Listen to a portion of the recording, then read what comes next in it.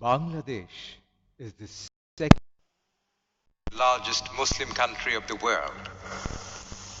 Islam has direct influence upon the lifestyle of the people of this country. One must be struck with wonder to look at the geographic boundary of Bangladesh. On three of its sides is a nuclear-powered non-Muslim state and an ocean on one. Many would wonder how this huge amount of Muslims had gathered in this green land of 1,44,000 square kilometers. Islam descended this delta named Bangladesh through a number of Arab merchants and saints. They put forward to the ordinary caste-ridden people of this country the egalitarian facet of Islam. With the passage of time, those preachers of Islam became a part of the people and the heart of this country. Islam in Bangladesh did not result from the battlegrounds conquests. It is rather premised on the tireless efforts and labor of a number of devoted preachers of Islam. Those preachers came to this country with the word of the Prophet in their bosom. You reach my word to others. It is in fact the alims that had waged continual struggles to sustain Islam in this country. Those struggles were political at times, military at times, and at times cultural. Never did they flinch from their struggles. Never did they stoop to their opponents. Never did they retreat out of disappointment. In fact, the people of this country are highly free-spirited. When it came to the struggle for existence, they never compromised. They never acquiesced in dependence on others. It must be noted that 200 years of the British rule did force into a corner the Muslims of this subcontinent politically, but religiously and culturally they never conceded. Torture and persecution notwithstanding, they never forgot their identity and existence. Upon the departure of the British, the subcontinent was divided on the basis of religion. Pakistan became a Muslim state, but the rulers turned into the military junta of West Pakistan. East Pakistan, that is today's Bangladesh, fell a prey to deprivation and exploitation. There started the movement for autonomy. Ultimately, this movement led to the movement for freedom. People of all walks of life took part in this movement, but the leadership was left with the seculars.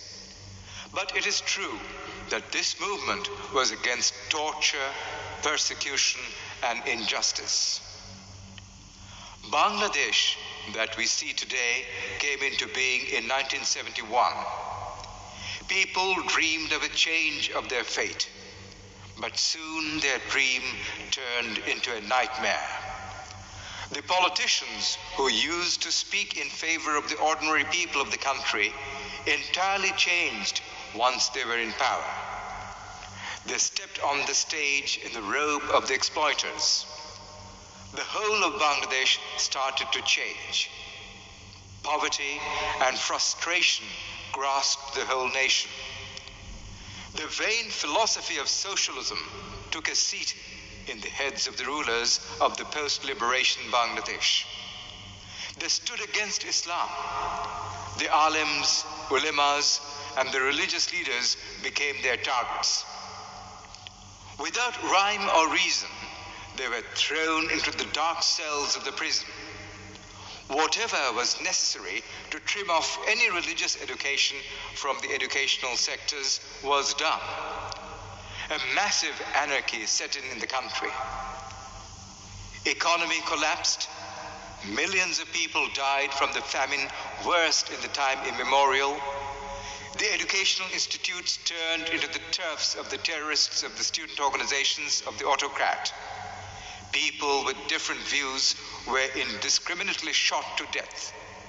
The word of the rulers became the law. But the fighting people of this country had never accepted any persecuting autocrat.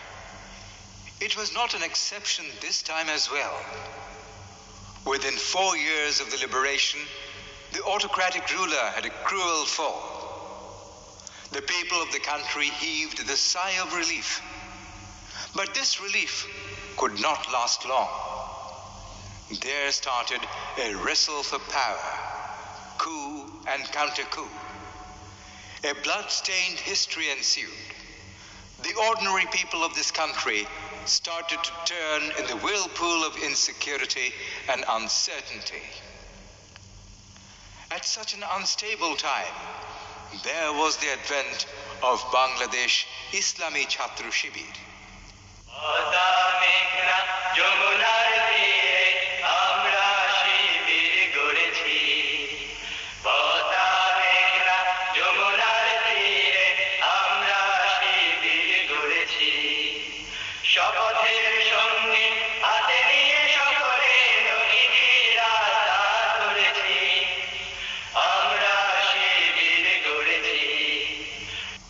The founding of Bangladesh Islami Chhatra Shibir on 6th February 1977 has been a momentous event in the history of student movement.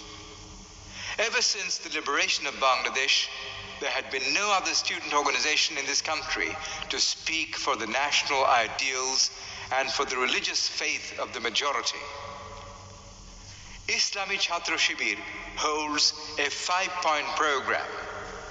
The objective of its first point is extending the dawah of Islam to the young students and thus awakening among the young students an urge to achieve Islamic knowledge and practice it in their personal life. In order to materialize this objective, Shibir makes a personal contact with the talented and industrious students with qualities of leadership and good character. Concerning them, Shibir organizes general meetings, seminars, symposia, welcome ceremonies, debates, and competitions of various sorts.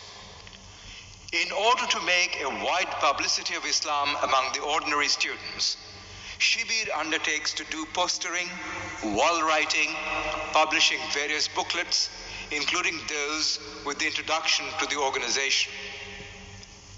Islami Chhatra Shibir is an organization of the talented students.